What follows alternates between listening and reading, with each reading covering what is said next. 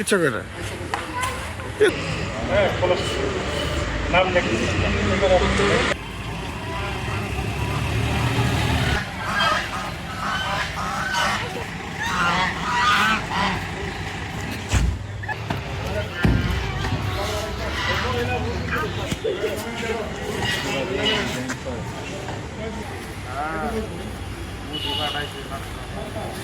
BGB এই যে Karnajora BOP থেকে ওই যে বিজিবি ওরা 9 জনকে নিয়ে আসছে, তার মধ্যে হচ্ছে অ্যাডাল্ট হলো 5 জন, আর একটা হচ্ছে 14-15 বছরের মেয়ে আছে, আর বাকিগুলো হলো একবারে কম বয়স, একটা 7 মাস 4 মাস, আর হলো